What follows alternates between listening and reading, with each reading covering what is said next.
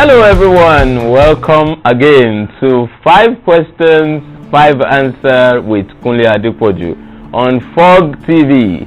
I hope you've been enjoying the series of 5 questions, 5 answers with Kunle Adepoju that has been coming up onto you on this very channel, Fog TV. We really want to appreciate the management of Fog TV YouTube channel that has given us this privilege to have this program on their YouTube channel. We pray that God will bless them and increase the television station. Please don't forget to subscribe to this very YouTube channel. Can you tell us what picture composition is? It just production design for us to have production? Can you tell us the camera what production design for does filmmaking? What type of camera can you recommend?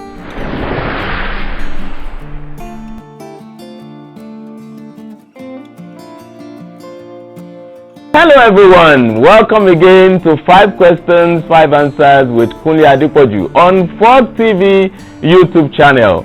We want to thank God for the privilege given unto us again to be on here, coming unto you with 5 questions, 5 answers program again. We want to appreciate the management of Fog TV YouTube channel for the privilege given to us to have 5 questions, 5 answers with Kunle Adepoju on their YouTube channel. And we hope that you've been enjoying the series of 5 questions, 5 answers that has been coming onto you on this YouTube channel.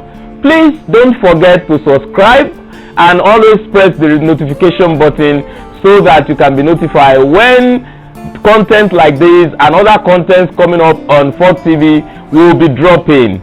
God bless you as you do so. It will not bite and it won't, like someone will say, it doesn't bite. Just click subscription button and press the notification button. It will not take money from your account. Just press the notification button and you will keep enjoying series of programs coming up onto you on this channel. Welcome to 5 questions. Can you tell us what picture composition is? It just production design for us to have production? Can you tell us the camera what production design for does filmmaking? What type of camera can you recommend?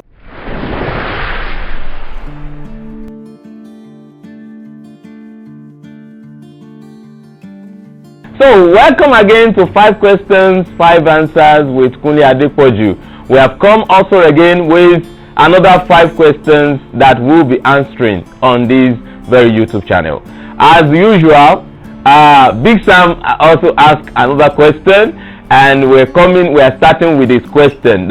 His question will be the first question on this very session. The question is, what is the difference between a gaffer and a wrangler? What is the difference between a gaffer and a wrangler?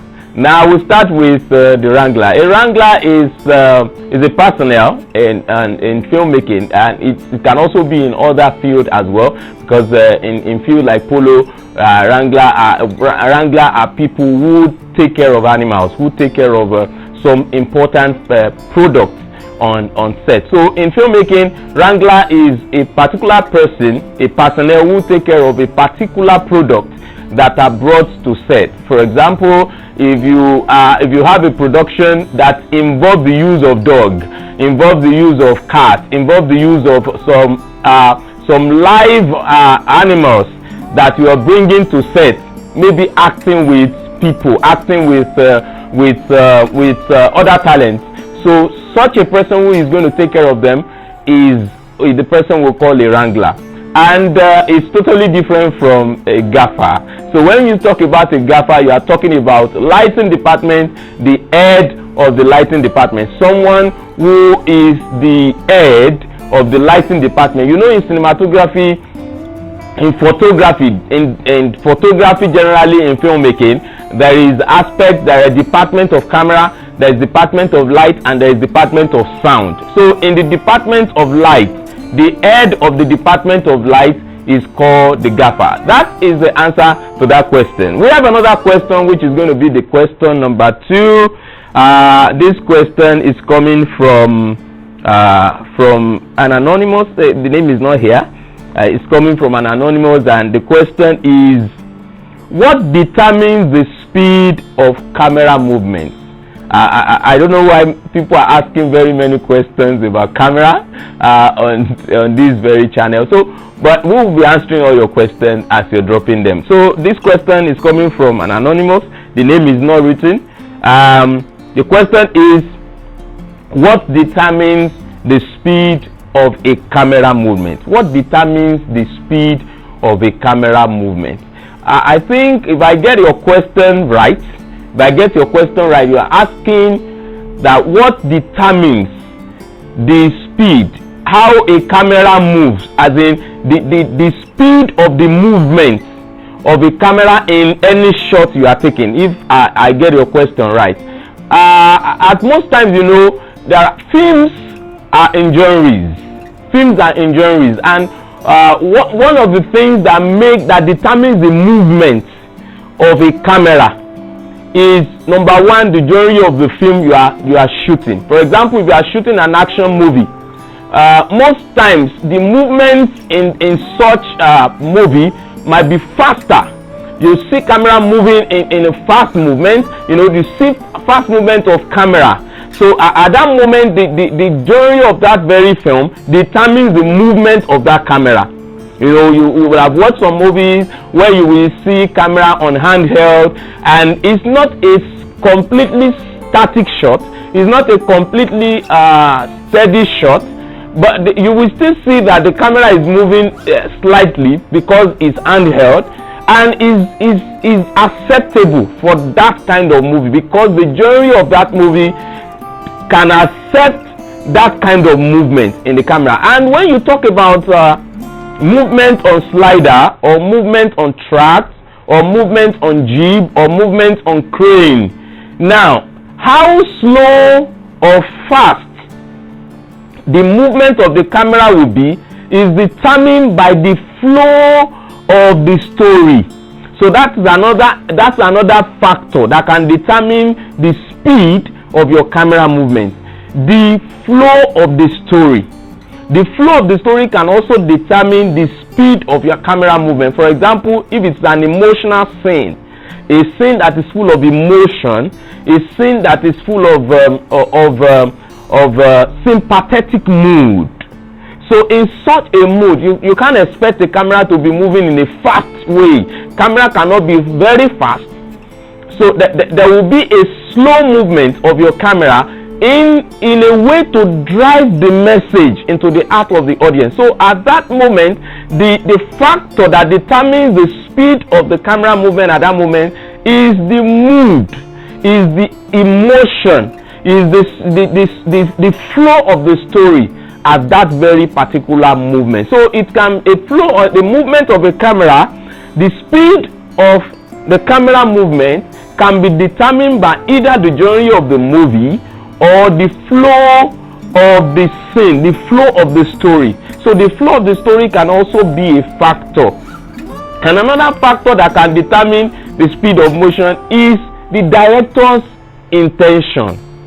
The director's intention can also determine the flow, the speed of your camera movement. Director's intention can determine. Sometimes director might decide in himself that he wants a particular scene to be fast, or he wants a particular scene to be very slow. So the pace can also be determined by the director's intention. So the director's intention can also determine the flow of the speed of your camera movement. We'll be right back after this short break. Can you tell us what picture composition is? It just production design, production? Can you tell us what production design does in filmmaking? What type of camera can you recommend?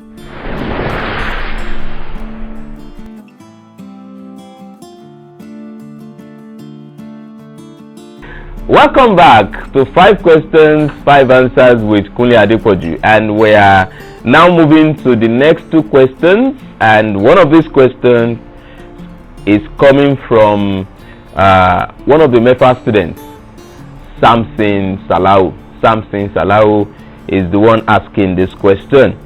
The question is, what is the application of bird eye view shot and area view shot?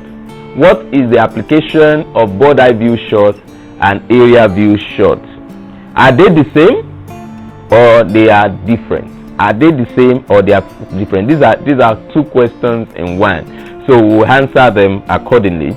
Yes, the application of bird eye view shot or area view. Yes, bird eye view shot, from that name, from the name bird eye view. It's a shot that looks like the way a bird will look at human being if they are flying on the air.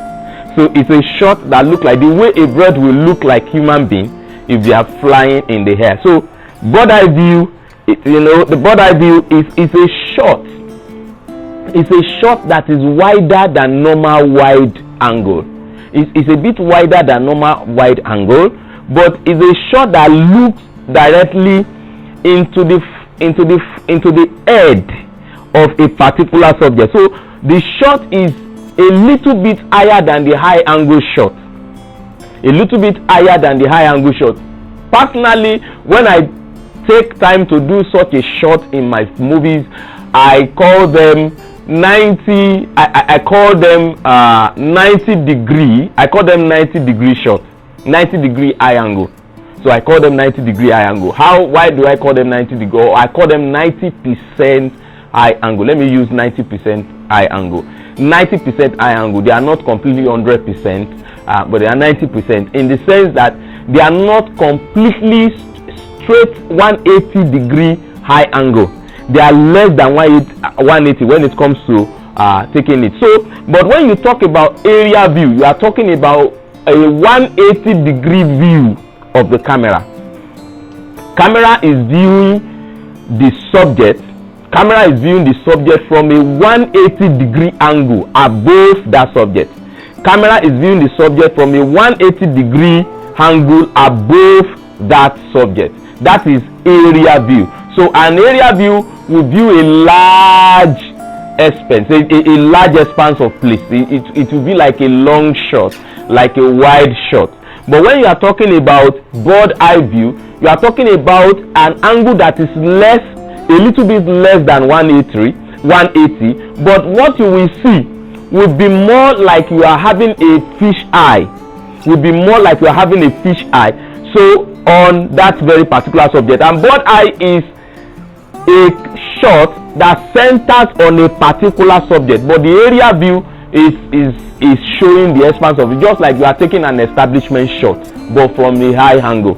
That's an area view. But when you talk about bird eye view, you are talking about a particular shot, a shot meant for a particular subject but from a high angle, not completely 180 degree high angle shot. I think that will answer that question. But I think you understand that the two of them are not the same, but the two of them are basically like an high angle shot, and you can apply them.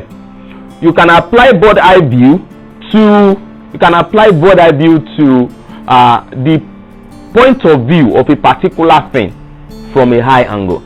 For example, you are shooting a shot of a giant against a dwarf. A giant against a dwarf. The way the giant will look like at the dwarf can be like a bird eye view. You can use a bird eye view you can apply a bird eye view shot to that kind of view. And when you talk about area view, you can apply an area view to a shot of somebody looking at the ground from a aircraft.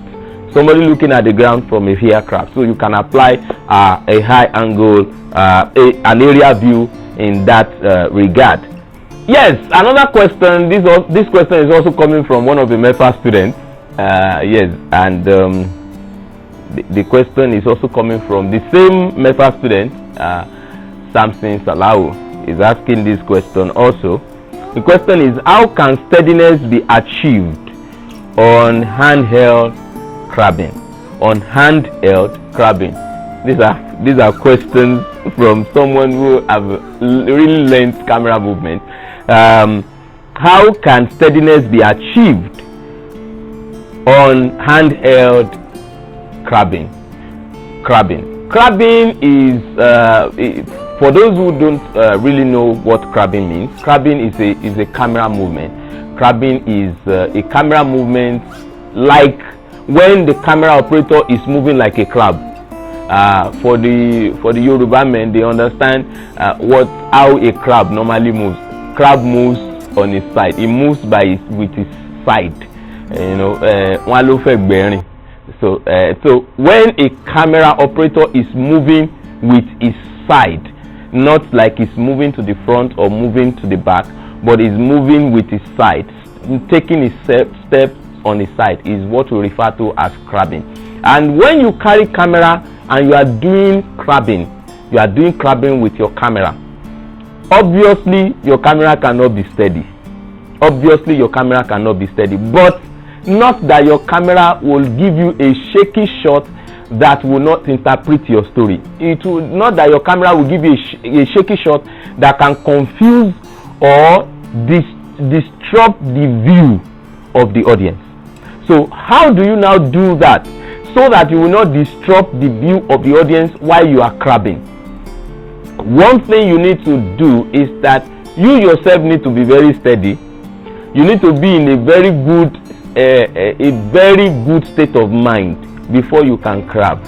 That one of the things that camera operators need to understand is that carrying camera is very simple, working with camera is very simple, but being in a good state of mind with your camera will also help your steadiness with your camera.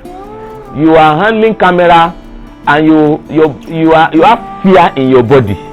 You have fear. Maybe something has already shocked your mind, and that thing is still in your mind. It is possible for you to carry camera and your hand is shaking. Your hand is shaking as if somebody has shouted on you and you are shaking, like that. So you have to make your body to be in a good state of mind. So when you are in a good state of mind, it is very easy for you to operate the camera without having too much of shaky shot. That's one. Then two, you need to train your body. As many times if you want to take an handheld movement, an handheld shot, and you don't want it to be a shaky shot, the best way to operate such shot is that all the weight of the camera will not depend on this your hand. Let the weight of whatever you are carrying rest on your body, not on your hand. Move all the weight of what you are carrying, move it from your hand, move it to your body. Let your body do the carrying, not your hand. So as long as your hand is the one doing the carrying, you will be shaking. But if it is your body that is doing the carrying of that camera, you will not be shaking. Let me use Steadicam to do an example for you.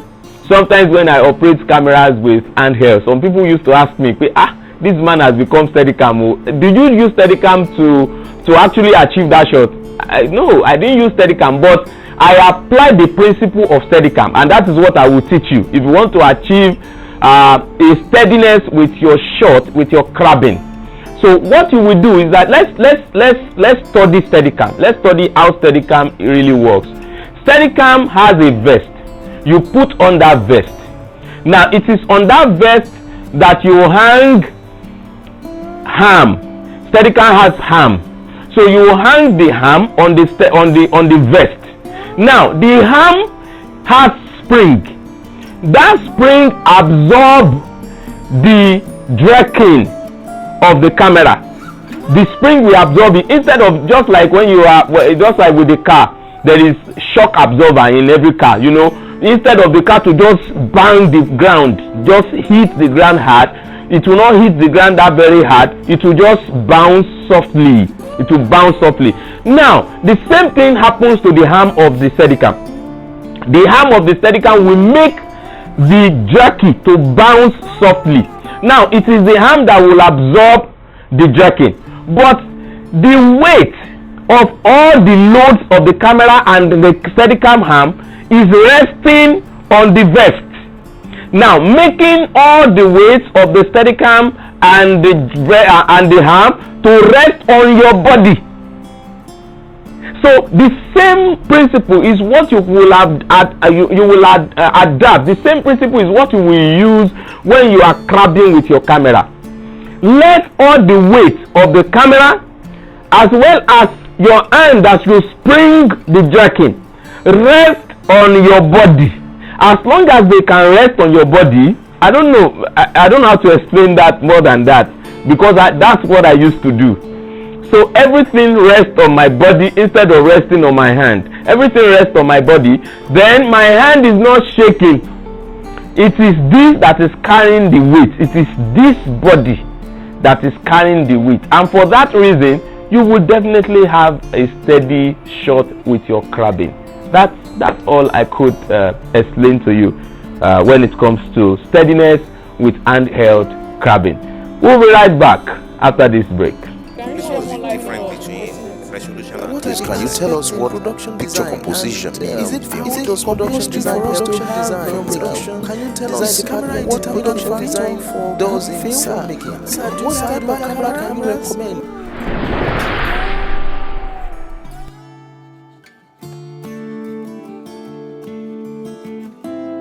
Yeah, welcome back. We're in the last phase, which is the last question on 5 questions, 5 answers with Kunle Adepoju for this week. Yes, let me answer the last question. I hope you've been enjoying this very series. I hope this series has been giving you tips on how to be better as a filmmaker, how to be better as a technical crew, how to be better as a production personnel in filmmaking or television production. This is what we hope to be bringing on to you every week as God will have it. And we'll also want to encourage you that your question will keep this program on and on. As long as you are dropping your question on the WhatsApp number that is showing on the screen, then you will keep enjoying this very program every week. So 5 questions is what we'll be answering every week, and we hope that your question also will be one of the questions we'll answer one day. So don't forget to always subscribe to Folk TV YouTube channel, and you will keep enjoying this very series by the grace of God. Let me go to the last question for this week. The last question is also coming from an anonymous. I don't know why. It's coming from an anonymous. This question is what is a flare? What is a flare? Well, what a flare? If that is the question you ask, a flare is just an English word. But if you ask the question, if you are really referring to maybe lens flare, okay, if you are referring to lens flare, then I will answer your question in terms of filmmaking. So let me answer your question as a lens flare. Now, when you have a flare in front of your lens, it actually means that there is a spill of light that is interfering with the prismatic nature of your lens. Okay, let me repeat that. You have a spill of light that is interfering with the prismatic nature of your lens. Lens is a compartment of mirrors. It's a compartment of mirrors, and they are compartment of mirrors, and which is called lens.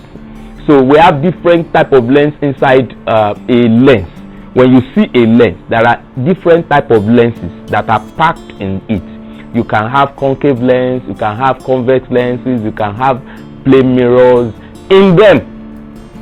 Those who study physics, who study optics, will understand what I am saying.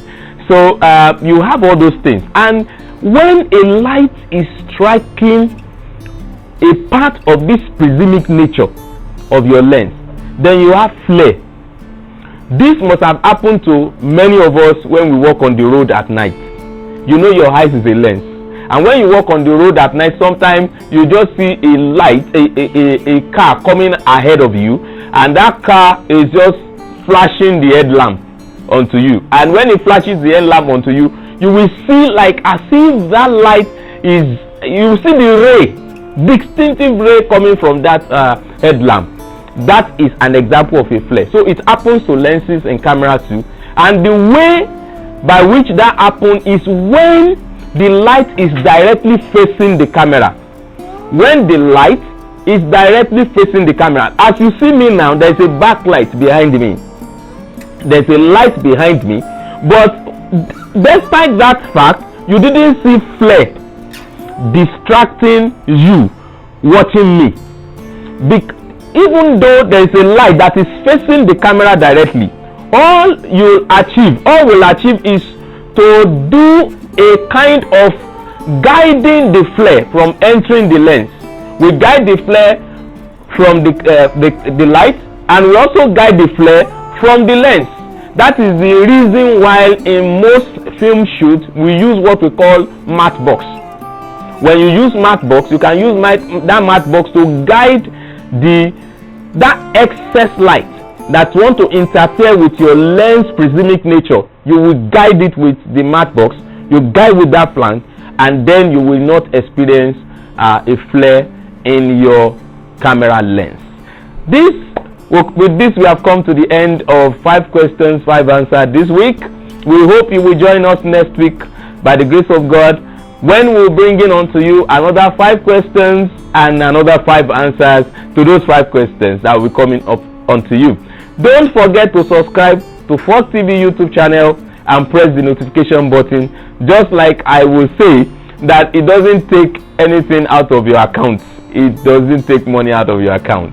So please subscribe to this YouTube channel and you will keep enjoying more videos from this 5 questions, 5 answers and other videos that will be coming onto you from Fox TV YouTube channel.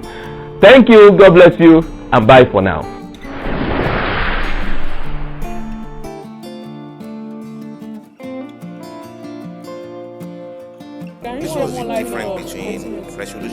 Can you tell us what picture composition is? It production design?